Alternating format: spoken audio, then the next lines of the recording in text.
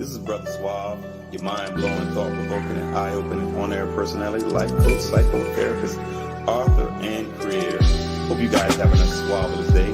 Yeah, and with that, let's commence to pay. Okay, I'm so suavelous, you so suavelous. Together we can fix the trauma that's befallen us. Divine social interactions remains marvelous. Mind-blowing, suavelicious talk, higher consciousness. But think, let not your hearts be troubled, Dr. Brother Suave. Divine light give you double. Greetings. This is Dr. Brother Suave, your mind-blowing, thought-provoking, and eye-opening on-air personality, life coach, psychotherapist, author, and creator, and your divine social therapist and host of Social Therapy with Dr. Brother Suave.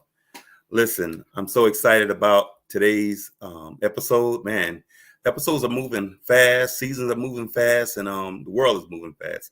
And I'm just super excited. Had a very long week traveling throughout the country, going different places, and just really learning so much about life. So today's episode, we're going to be talking about immigration law. But before we jump into that, I just want to acknowledge this individual. When I was young, I remember talking to my parents saying I wanted to become a lawyer.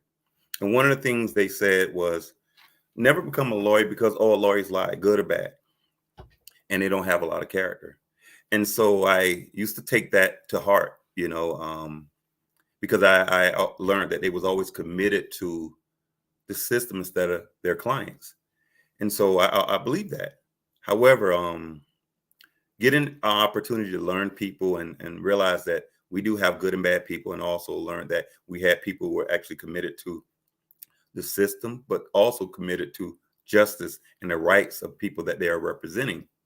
So over the years, the individual we're having on tonight, I got a chance to learn them personally and realize that, it's a lot of people I've met throughout my journey, but this person just has so much character. And when I'm talking about character, integrity, there's nothing that they won't do. They are a person of valor, a person who's just honest, a person who's always have the best interests of anybody that they're associated with. So I wanted to really just acknowledge them. And I was blessed and honored that they was coming on Social Therapy with Dr. Brother Suave and be able to share their thoughts in terms of our legal system.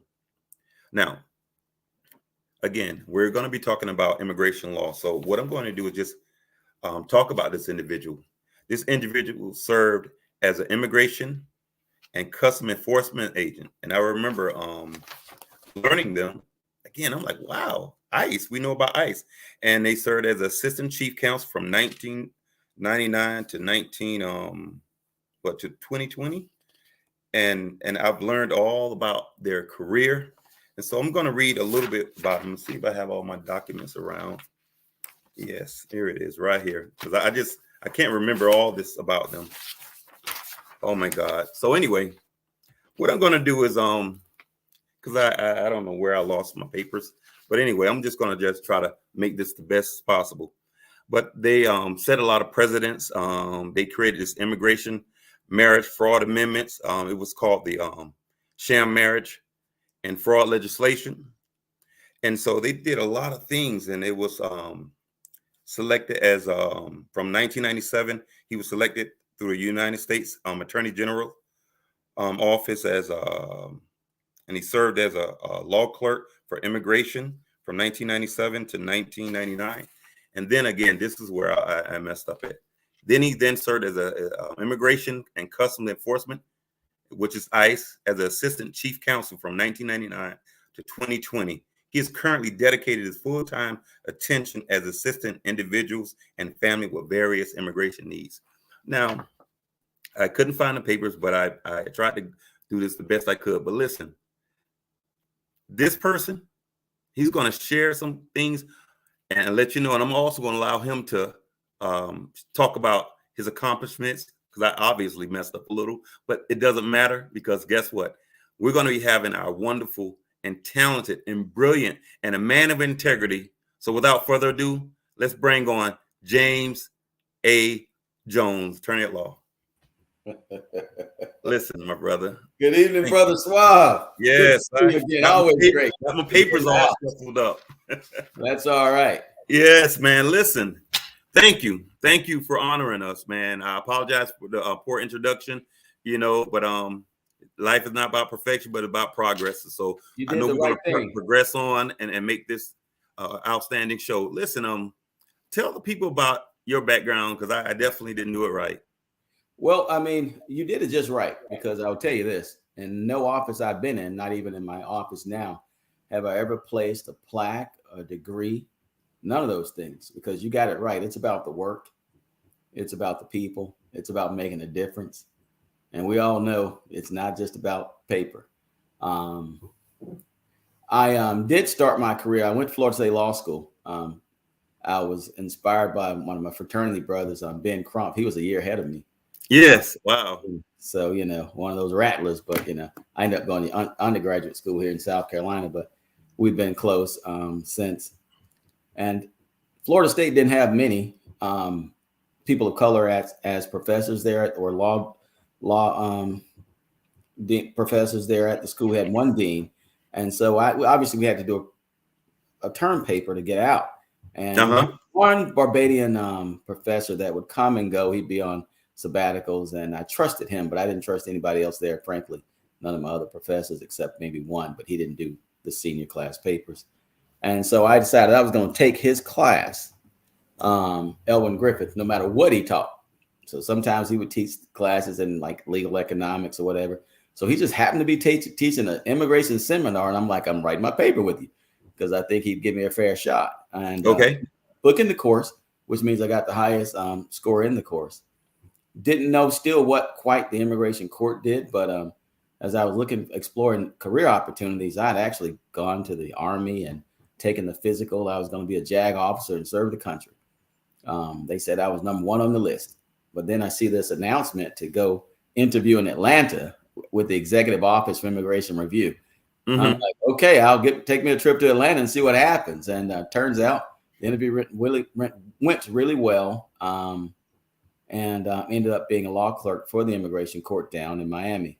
Did that for a couple of years, served as a legal advisor. We brought in other law students as interns, many of whom ended up taking on a career in immigration law themselves. And you got to know this. When I came in 1997, out of the 30 law clerks that the court had across the country, only 2 of us were people of color. And I was the only brother in the whole group.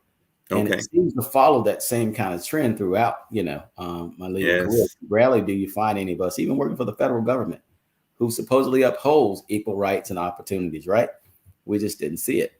And from there, I became a prosecutor. And after this last administration, it just became too much to bear. I'm like, I can't come home and look at my child in the face, given some of the things we're doing. So I walked away.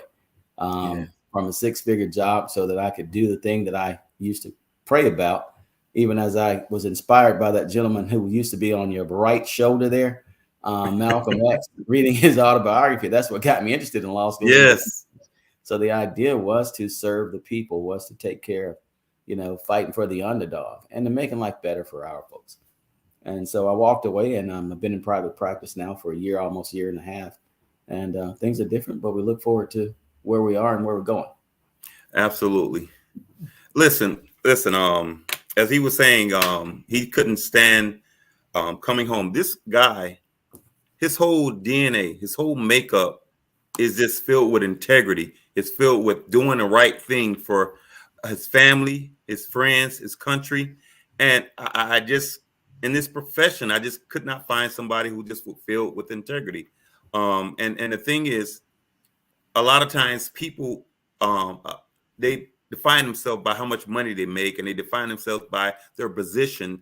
And so I encourage everybody, if you got a brand that you're representing and it takes away who you are as a person, I think you need to actually reevaluate yourself in your morals and values and start your own brand.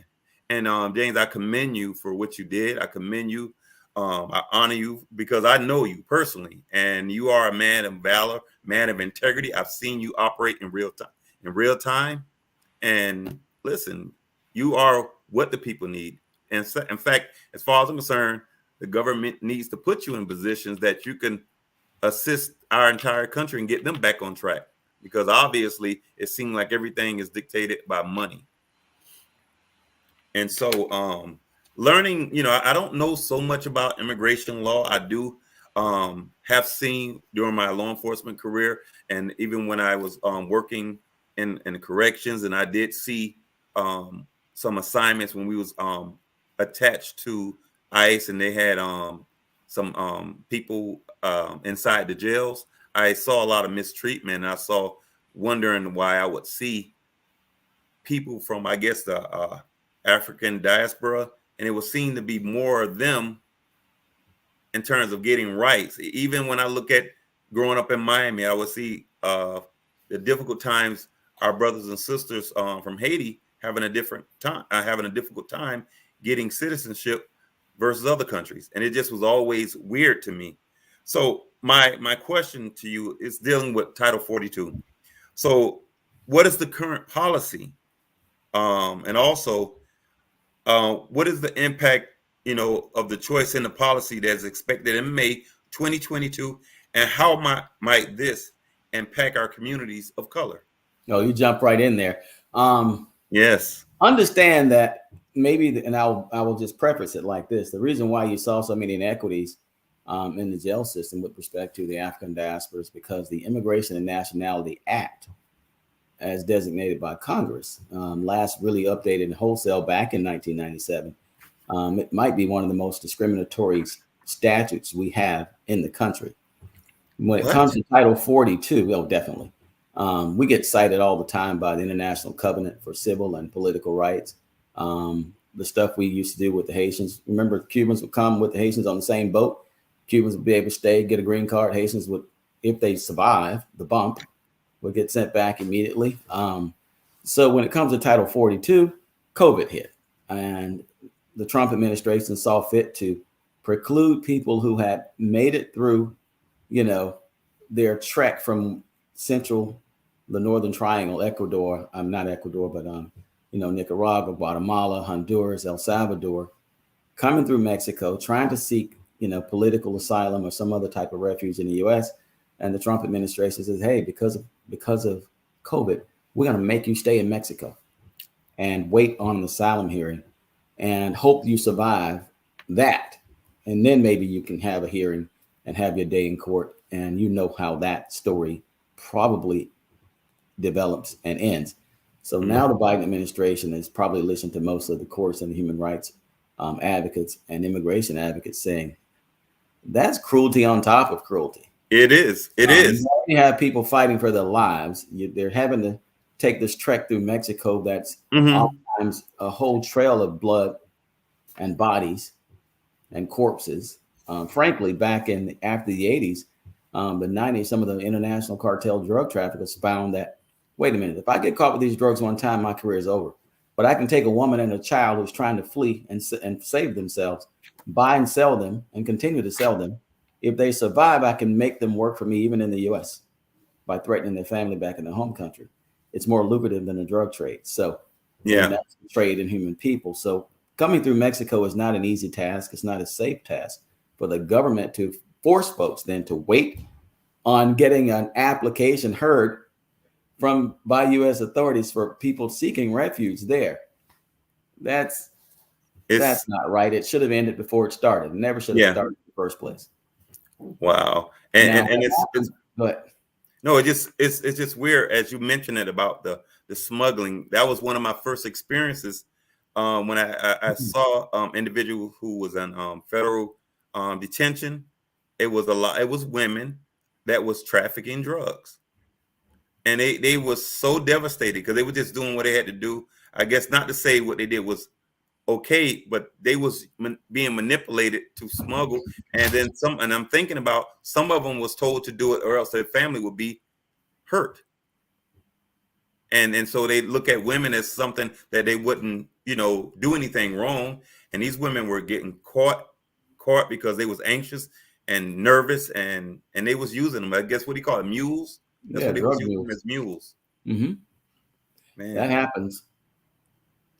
But So, 42 now that it's lifted or should be lifted in May, if the Mhm. Biden administration keeps their word, that will allow folks who've made it to Mexico, trying en route to the U.S., to continue to on their track here to ask for asylum and refuge here in the U.S., a part of the normal immigration process and procedure. And we have plenty of room for them, and we have plenty of processes in place. Yes, the government may have to beef up resources to process people in an expedited fashion, but I don't think there's a cause for alarm in terms of the numbers themselves. yes. Now I know that immigration law, from basically what you're saying, it just seemed to be so bad and corrupt. But the time that you put in law school, you got corporate law, you got immigration law, personal injury, criminal, civil rights. I don't, and I know that personal injury is real lucrative. What made you choose immigration law? I know you gave a little backstory because of a class, but it had to be more to get you motivated into that. Because as you see, Ben Crump is making a killing, and all these other personal injury, civil rights attorneys are making a killing. What made you get into immigration law? It kind of landed on me after my success with Dr. Griffith, and in my immigration seminar, I ended up booking the course, as I told you. My senior year, we had our law journal was doing the administrative law section. Normally, you have to be a part of the actual law review, Okay. or be a professor, or have been out of law school. Rarely does a student get published while they're still a student. Yes, I saw that.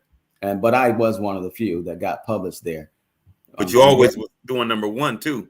So then from there, getting the job with the honors attorney general's office as an honor attorney, going down to the immigration court, I'm like, this thing has been good for me. And then, of course, being in Miami, paying bills. And so I just kind of landed on me. But my idea in being a lawyer was to change the world for people who couldn't really fight for themselves. Rarely do you find areas of law outside of obviously we can do some good for a lot of folks in criminal law and civil rights, which I really intended to do, actually. But immigration kind of fell upon me, and I saw that wait a minute, I really can change the world. I was writing decisions for the immigration court as a new law student or new attorney right out of law school. Nobody would have imagined. Remember, we had the Cubans, Brothers to the Rescue in Miami's plane. Yes. Everybody thought some judge wrote that 100-page decision. He did. He had to sign off on it. But somebody out of law school did the research and wrote it up. Wow. Haiti had a bunch of generals that, had been accused of committing all kinds of acts of repression and aggression and persecution against their own people. A lot of those would come to Miami and try to live the fast life. And, at the time, I've been to the UN and trained, and it's like, wait a minute. We can get rid of the bad guys. And, you had to kind of process those cases. So I was able to early on hit some of the most novel cases that we had facing the country at the time. And so thus changing the world, because think of the families that, may have been victimized by some of these individuals. Absolutely. I remember one case, I didn't work on this one, but I was close to it. There had been someone who had slaughtered dozens of people, but he had won the lottery, and I think he lived like in Fort Pierce or somewhere. So he was living it up, and we were like, wait a minute. And victims came to the government, hey, what are we doing here? Y'all, this guy is all over the place, spending money, and he killed entire villages. So that's what I did in my early life. Now some of those same types would ask me to come defend them. And guess what? We'll take care of it. Okay, you have a statement by Mr. Vanlis Lee. How you doing, Vanlis? You mind responding?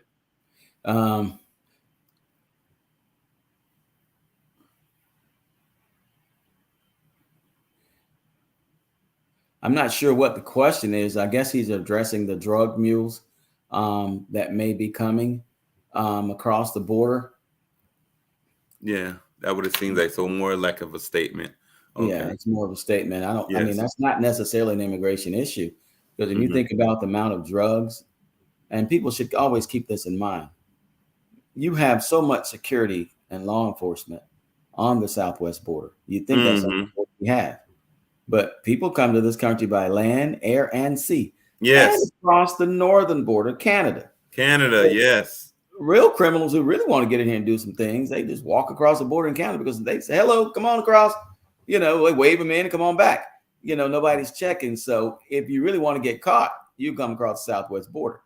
That's where you may get caught. But you know, there are other ways that people get things in this country. Been doing it forever.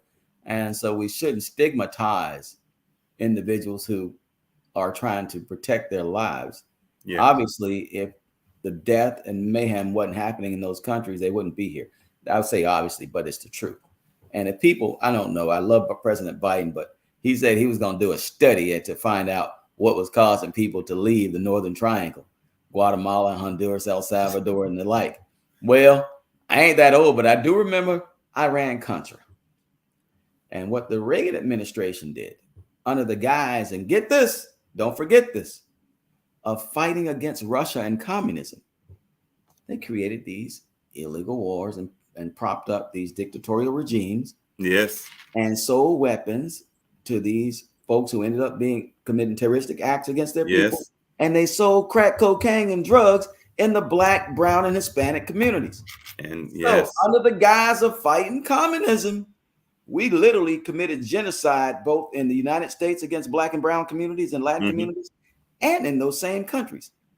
And so then when we lock up the young Hispanics for selling the crack cocaine and others that some people think that Reagan's Contra lie brought to the U.S., they send them all down El Salvador and they create these Maras and these killer gangs. Well, that's who's still forcing folks out of those countries very much today. And Biden knew it. Because right after that, the 80s, the 90s, he was a part of the whole crime bill deal. And so I'm like, okay, you knew what happened and you know how we got here. Yeah, we know how we got here. What you really never forget is that for whatever reason, there's always been a close link between the plight of Blacks and people of color fighting for their legal, civil, and political rights and those of immigrants. Indeed, you wouldn't have, you know, the story of the Black population in the U.S. is one of migration, moving people from one nation, one continent to another. Yes, some of us came voluntarily, but many of us didn't. And I think about 20% of so-called Blacks in America now are more recent migrants that would have come, you know, through the migration process. So as we kind of look at what those rights and obligations look like and what that fight looks like, we got to always think, you know, we got to stay connected because, you know, but for the grace of God's, you know, so go we as well. Okay. Yes. So listen, right now we're going to take a quick break and go to station identifications. Okay. So we'll be right back. Okay. Very well. All right. Programs like this are made possible by Neighborhood Planet Broadcasting Systems, Neighborhood Planet Network, iBlister Digital Media Creative, and from contributions to NPN TV from viewers like you. Thank you.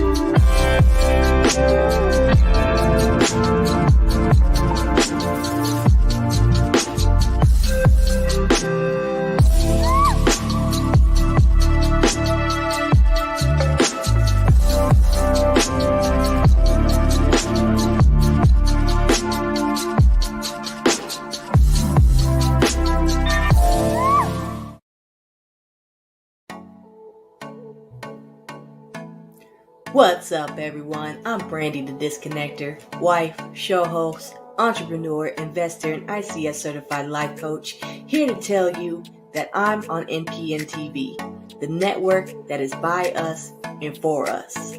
Lock in and let's get it.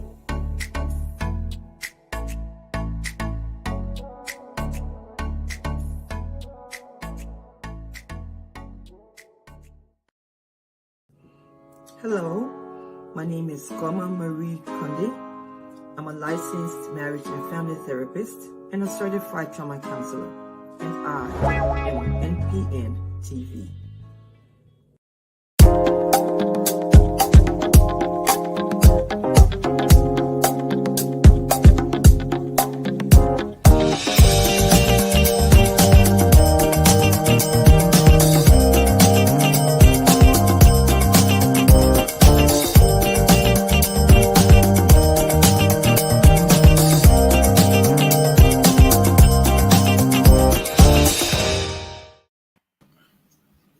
All right, and we're back. Listen, this is on Dr. Brother Suave, our very special guest, Mr. James Jones. We're discussing immigration laws and everything, man. He's empowering us, giving us some insight, some things I want to ask, and thank you guys for showing up and joining us on tonight's broadcast. Listen, when you was talking about some of these laws, and so it just made me think about a question that I wanted to ask you when we got back on the air, and it's dealing with immigration reform. So what major immigration reform that you think is needed now? A lot. A lot. I mean, the whole thing. Number one, detention. President Clinton kind of tricked us a little bit in the 90s when he had these. I think all of them. Mandatory detention. Some contractors who didn't care about the safety and security of the United States. They cared about making $1, and they make billions doing this. We're given the opportunity to be guaranteed by the government that at any given time, 30,000 people would be housed in these detention centers. Before Clinton, we never knew anything like that. If people came across our border seeking refuge, they didn't commit any serious crimes. They didn't pose any harm or threat to anyone in the U.S. Why detain them in the first place? Yeah. But so that got going, and there's really no need now, unless, someone has committed a serious criminal offense here in the U.S. or pose a real threat to the national security of our community, very serious, violent crimes and things of that nature, not just simply coming to the United States seeking refuge. There's no need to detain them. Yeah. Well, I mean, and our system that costs us a lot of money. Yes. And you end up detaining Black and brown people, and usually they're detained. Let me give you an example. South Carolina, North Carolina. Yes. There's no detention center that houses long-term detainees in North or South Carolina. So where do they get detained? Some little country town down in the other side of Georgia, away from their family, away from their friends, away from their attorneys, almost away from society, but down in some rural area that, but for the bodies that immigration authorities house down there, the town would hardly exist. So now you're still enriching folks off of the bodies of largely Black and brown people. What does that sound like? Slavery. They're making money. Everything is about money. Man. So But that's just one example. There are other examples of reform that obviously we have to address. The dreamers, kids who were brought here as babies, some of them. Yes, exactly. 20 years, 15 years. President Obama tried to normalize their status, meaning converting them from just being able to live and stay with giving something that's permanent. Congress has to act right now, and they haven't. So you have to do something about the dreamers and the DACA kids. Yes. But, you can't take care of the kids and not take care of the parents. Yes. The question I have, 15 to 20 years, you need to come up with a way to make sure that parents too, who've been here, just worked hard and tried to be an asset to our community. Yes. An asset to the country, have done nothing but good stuff, hadn't harmed anybody, hadn't committed any serious crimes, but only put in. Many of them even found a way to pay taxes that if they ever they will never get anything out of it. There's not going to be eligible for Social Security. We've just used them. So those individuals who are long-term residents even if not in a lawful immigration status, that have added value and asset to this country, there has to be ways that the government reforms itself so that we continue to benefit from that brain power, from that initiative, from that industry, and not burden them or the country, but trying to now separate an intact family. That's why my motto for my law firm is, keeping families together one green card at a time. Don't separate an intact family that's done nothing but good by this community from some draconian immigration law, rule, or policy. That has to be reformed and changed. And there are many others, but those are the main two: the detention policy, dealing with the children, and dealing with very long-term residents of this country who put in good work for us and have made and have been a great benefit for us. The least we could do is for ourselves. And you mentioned earlier it was all about money. Well, if you deport somebody who's been an asset to your country, you're losing. That's not an economically viable option. That's stupid. Yeah, it just means. Well, it's three things I wanted to bring up. It's a new series called The Cleaning Lady, and so she was a illegal immigrant. However, all her children was born here, and she worked every day hard as a family, but she operated like she was a criminal because, again, they criminalize people who just come in here for freedom and to survive, and they're looking over their back every time, so they couldn't get regular jobs because they tried to work underground, so they end up working these labor jobs, no benefits, and working in behind off at low wages, and their children here, and next thing you know, if anything happened with immigration law, and I'm not sure you're the expert, those children have to go with them, or they separate, or they break a family. That's not even moral to me. Right. And the courts will say, well, wait a minute, a U.S. citizen doesn't have to go anywhere.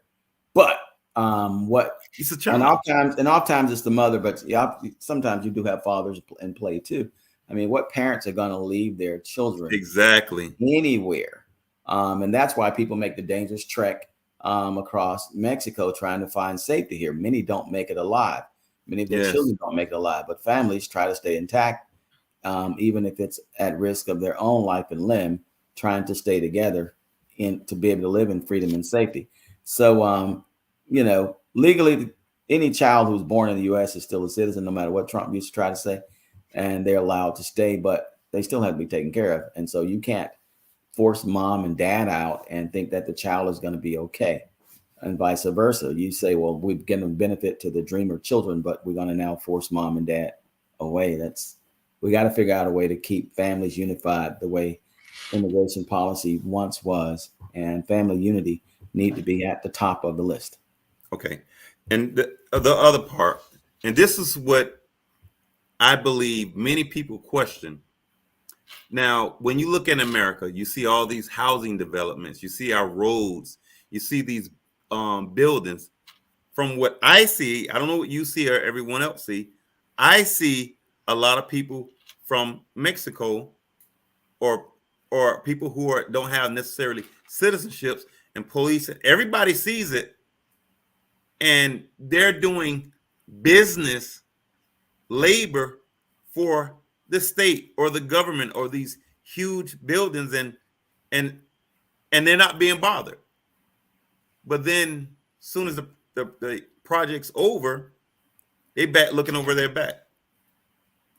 I mean, it's almost, to me, is that our system turns its head and see what they want to see, because we seeing all these houses are built.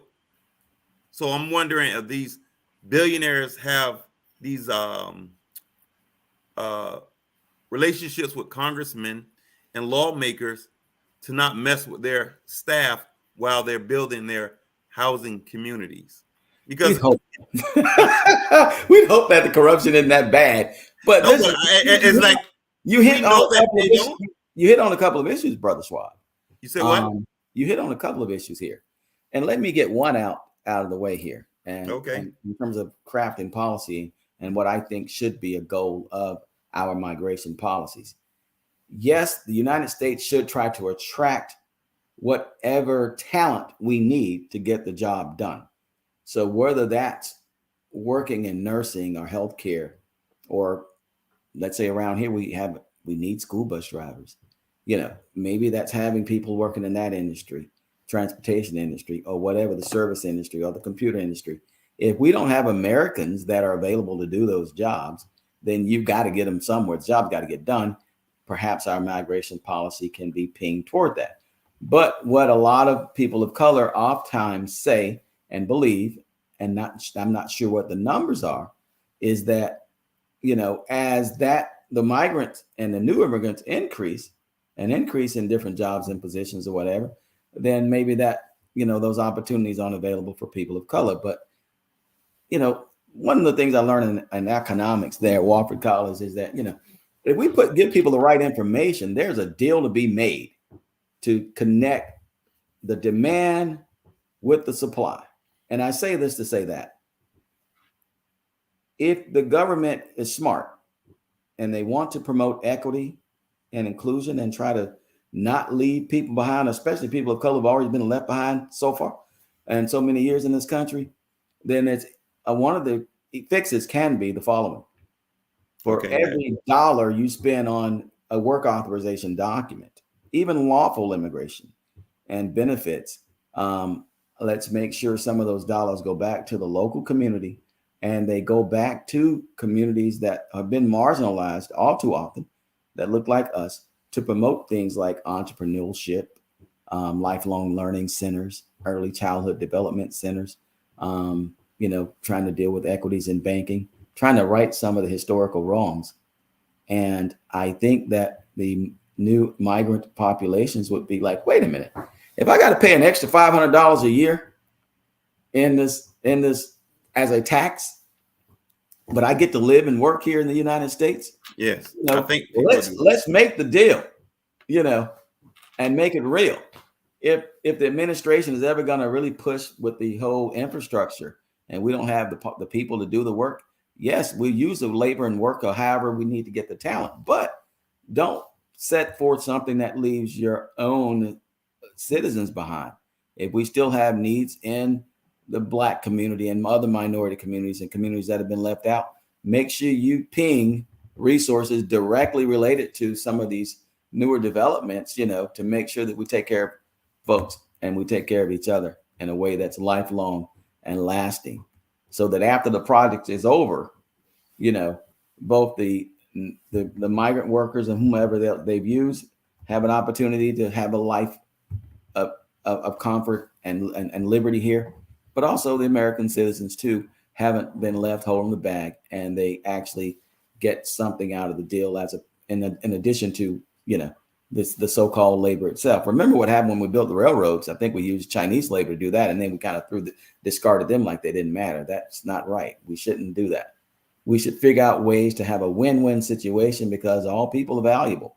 And if we're going to use the assets, human assets, and the talent of individuals, no matter where they're from, we should always make sure that we're taking care of them and their families, but we're also taking care of our own. Yeah. Well, I mean, that's sort of a part of American history, is not necessarily taking care of their own, although they, in certain places they do, but a lot of the money is going elsewhere, and we still having people in need right here in this country. And also, when you mentioned earlier, try to right a lot of wrongs, and we can use that if we carefully tailor our migration policy, but we can do both. Absolutely. At the same time. So you was mentioning earlier about your love for President Biden. So I have a question for you dealing with him. And it says, does President Biden have a unilateral power to craft immigration reform solutions without congressional action? The police departments, regulation, detentions, parole, TPS. What do you does he? Yes, he can do a lot of things. Some authorities Congress have already given the executive branch. When it comes to immigration, there's something the law calls preemption.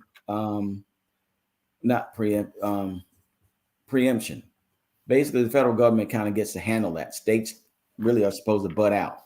But even with that, the executive has a huge role as the government's top law enforcement and executing agency.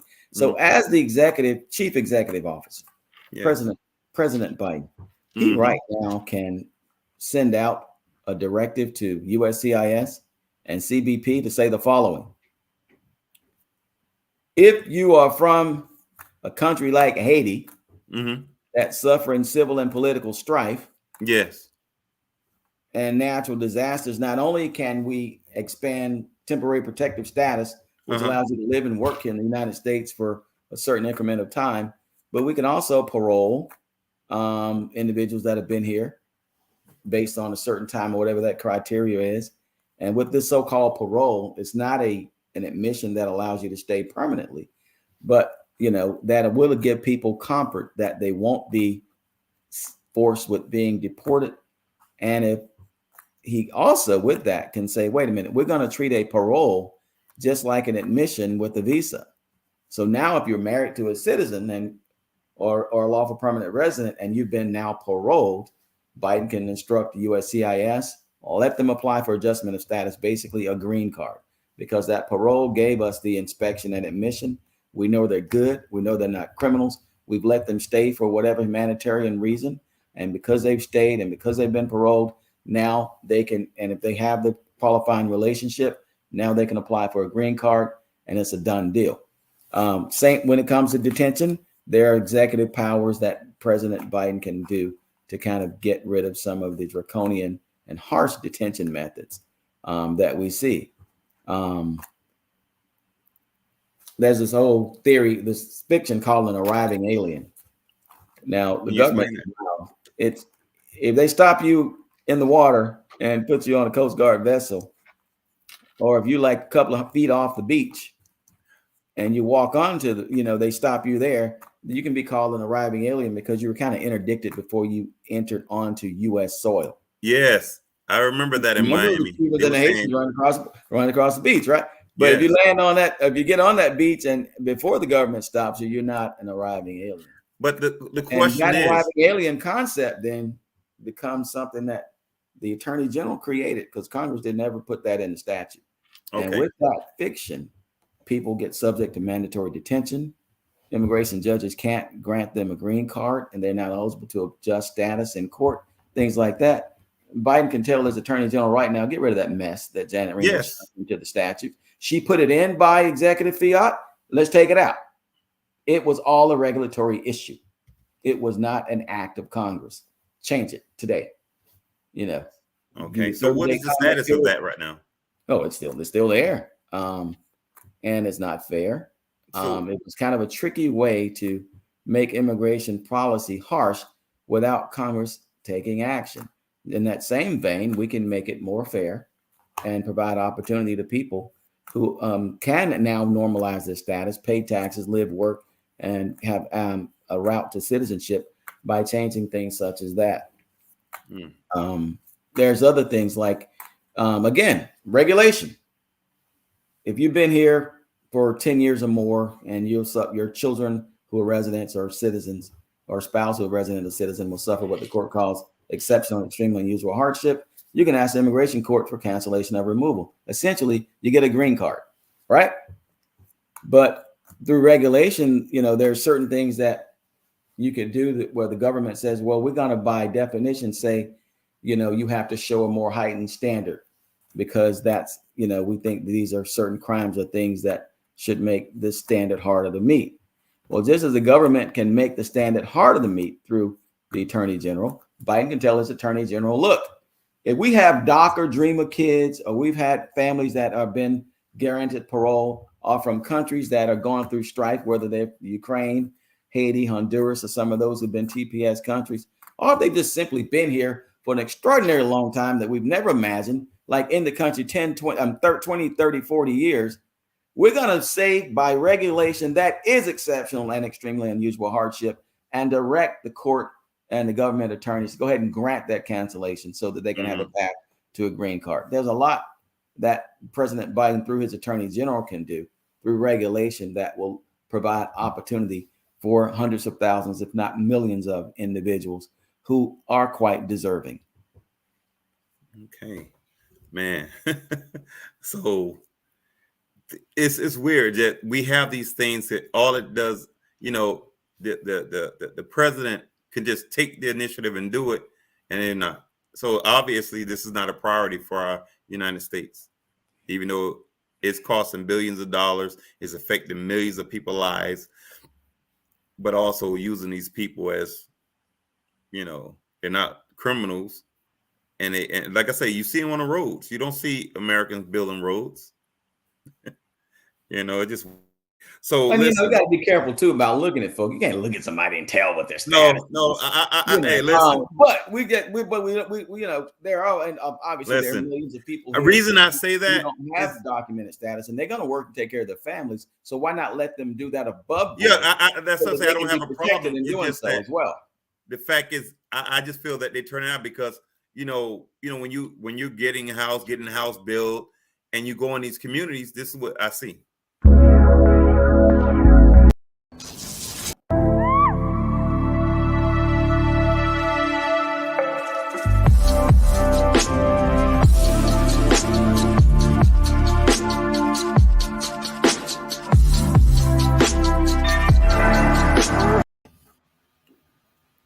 Okay.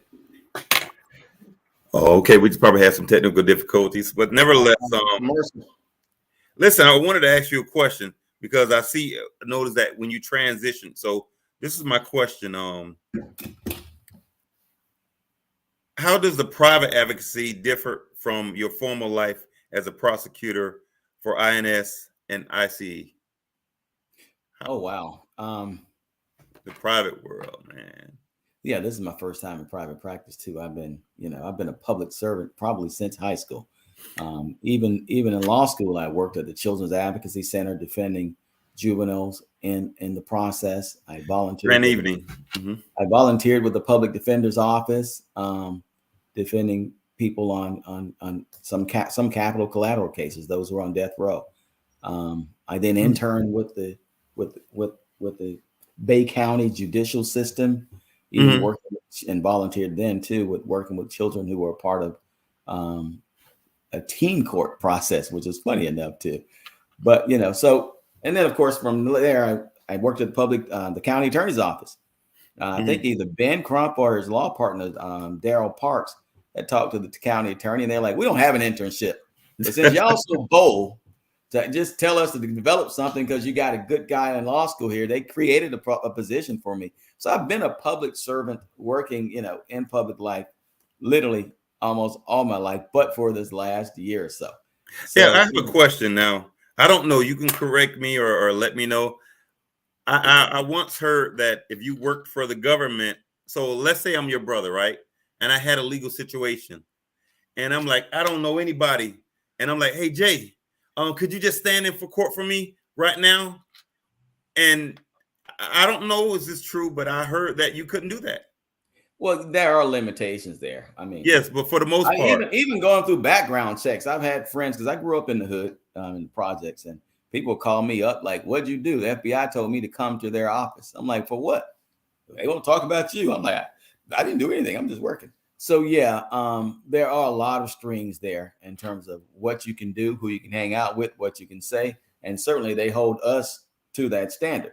Now, other people who work as federal law enforcement agents can go to things like racist good old boy roundups and talk about hanging black people and Jews and do things that allegedly committing acts and no consequences against women. And you have people like Janet Reno who can't find nobody to fire. Some of those same folks are still running federal agencies to this very day. Yes. And I will say this, because, and I'll finish your question too. The reason why we know about it was because of O.J. Simpson. Remember Mark Furman? He was a guest of honor the year after the O.J. Simpson trial. And so when the media followed them there, they're like, wait a minute, this is a federal and state law enforcement Klan rally, and all y'all carry badges and lock people up. Yeah. And you talking about killing them. What's going on here? Janet Reno, President Clinton, not one of them lost their job. Yeah. So there are freedoms in being in private practice that you wouldn't have, being, kind of shackled by some of the rules as a federal law enforcement officer or agent. You don't have the luxury of knowing where your next meal is going to come from either, because it's feast or famine. And, I have to get out there and beat the bushes. And being a small firm that I am, now you have to be that marketing guy and, you know, doing and going out there and finding where the clients are and meeting people and creating opportunities and meet needs where folks may have perhaps didn't know where they were. But in that same vein, I've always been community minded. So now I'm the first vice chair of the Spartanburg County Democratic Party. I wouldn't have been able to do a lot of the partisan things as a federal officer that I'm able to do now. And when the community calls, to the extent that I have time and talent to help, I can answer. You know, there was a young lady the other day.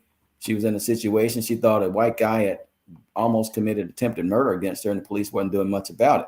You know, I was able to march down to just left the prosecutor's solicitor's office with her. I think it was yesterday. I'm like, what are you guys doing? You know, so you have really certain liberties, and so yes, we can take care of the people and have freedom to do that. And that's life at its best as an advocate for the people. I just thought that was odd that you couldn't do it even on your free time. Even though you say it's certain exceptions, but the fact that you had a family member just to go to court for them and just speak for them until you get them an attorney. And I just didn't think it was right because you never know. But you always had some manager who could call something a conflict or a potential conflict. Yes, or even if it wasn't, you still had to get permission for outside employment, even to do volunteer work. But it's on your own time, that's the thing. And it's just like initial legal representation. That's it. I just thought that was odd. So the thing when I have this is I just think when you're free and you're able to work in the private sector, there are certain things I think that you can do and be your own boss. And I'm just happy that you're doing your thing because you are a person of the community, person of the people, and I'm happy for you. And again, people need people like you. So I have a question. Should you think African Americans and people of color should be concerned about issues facing these immigrants right now? All the time. Why do you say that? Why do you think we should? Because our futures are tied together.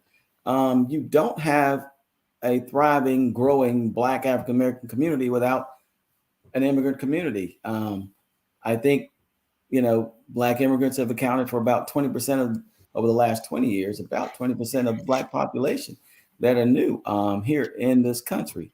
Like I said earlier, some of us may have come involuntarily, but we all came.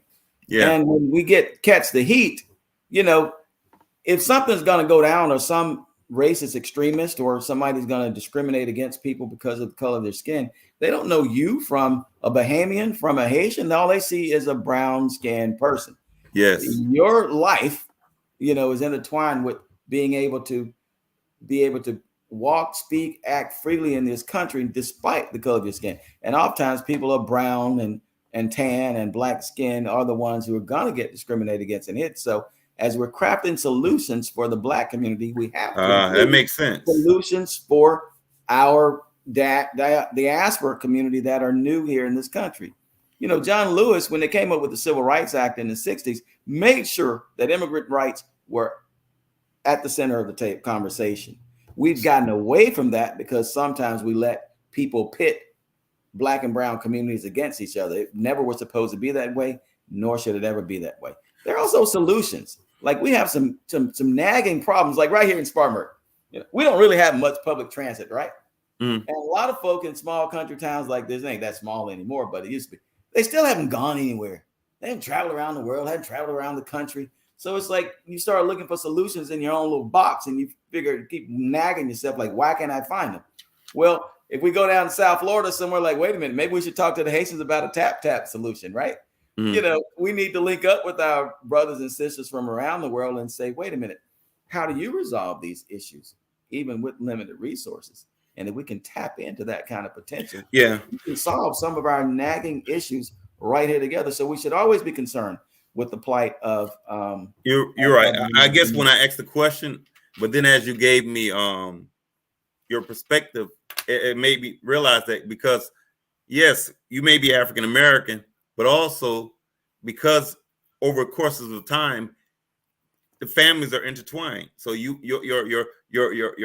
mother may be African American, but your father may be Bahamian.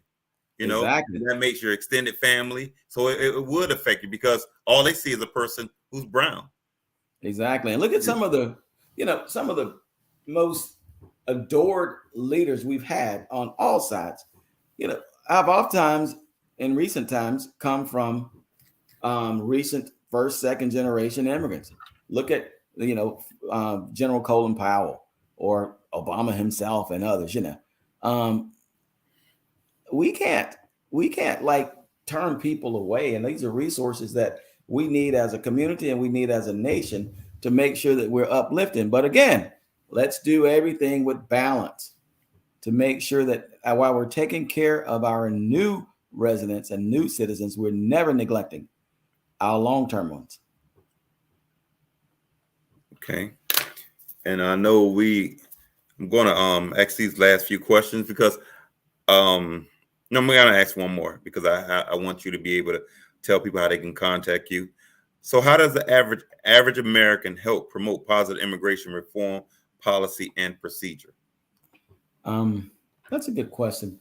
They have to, just like other stuff, coalesce around an issue, start, putting out media pieces, getting your local community, your family together, find out where the advocacy community are, contact attorneys and others who work in this area of human rights, of immigration rights, of civil and political rights, and push things. Talk to your members of Congress, and ask what they're doing to correct some of these issues. Call them and lobby them. Support.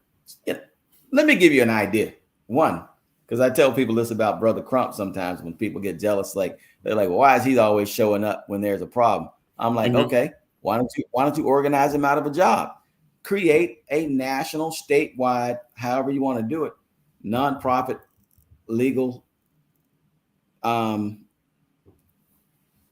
in a sense, so that when people do have issues, whether it's, let's say with police brutality, there's an attorney in your local community that'll handle it. That's their only job. Put your money where your mouth is. Same thing with immigration issues as well. Use your resources to create opportunities to make sure that people are taken care of and that they're not being taken advantage of. Do things to promote language justice, do things to promote, employment rights, and making sure you never leave out the immigrants as you're going along with promoting some of those things. And I think we can build a better community today for all of us tomorrow. Okay, great. So, man, thank you. Thank you so much for educating us on immigration laws. So how can, if someone needed your services, how can they contact you? Where your office are? Where you practicing at? Are you able to go across the country as doing private practice? Tell the people how can they contact you and how can they get services from you? Oh, it's all in the name. James A. Jones.us, www.jamesajones.us. That's the website. People can contact me there. James@jamesajones.us. People can contact me through email. And yes, we are able to service people, especially with regard to these immigration issues, pretty much anywhere around the world. But be glad to talk to you, see what the issues are, see how we can kind of organize around it and provide services, or at least put you in a good direction. It's important. We don't have a country, we don't have a community, we don't have a people of color without immigrants. And we got to make sure that as we rise together. If not. Okay. So if I happen to have some immigration issues, and I heard you mention that you in Spartanburg, South Carolina, but I just happen to be in Atlanta, Georgia. Will you be able to service me? Of course. Atlanta's only a couple hours away, but we also have capacity to do virtual consultations. A lot of the work is transactional in terms of it's on paper or on the computer. We have to come to court, have gun will travel. We can do that as well. So we can coordinate things from pretty much anywhere around the country, even around the world, to meet the need. It's that economically efficient thing. We have the information, we have a demand, we have the supply. Let's put it together and do what we need to do to take care of people's immigration needs, one family at a time. And I remember your quote, keeping families together, one green card at a time. So thank you, Mr. James L. Jones. Thank you, brother Suave. Honor. Listen, again, if you need to contact James L. Jones at U.S. James L. Jones. Noel A. Jones. James A. Jones. Yes. Okay. Well, thanks a lot. Listen, this Dr. Brother Suave with Social Therapy with Dr. Brother Suave has been a mind-blowing, thought-provoking, and eye-opening experience. Just remember, great minds reach great places. I love you. I mean it. Much love. Thank you, bro. Bye-bye. Programs like this are made possible by Neighborhood Planet Broadcasting Systems, Neighborhood Planet Network, iBlister Digital Media Creative, and from contributions to NPN TV from viewers like you. Thank you.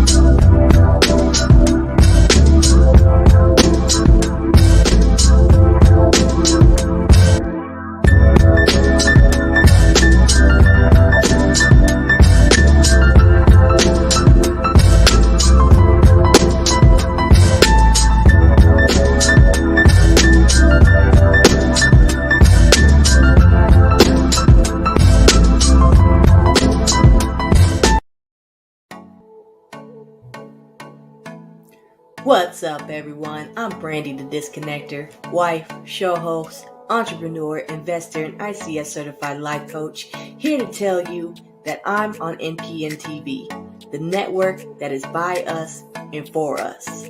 Lock in and let's get it.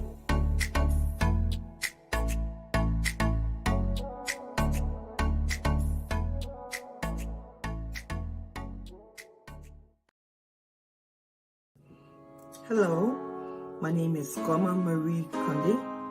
I'm a licensed marriage and family therapist and a certified trauma counselor, and I am on NPN TV.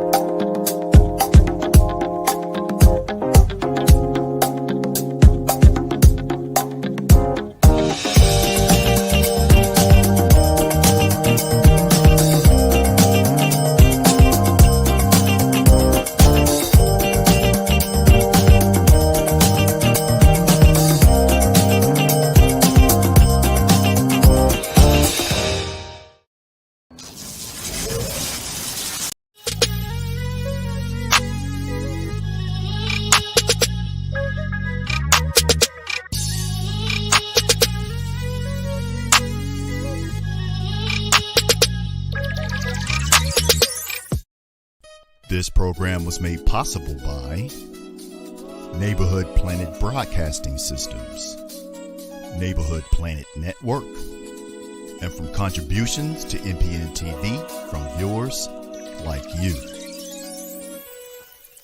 Thank you.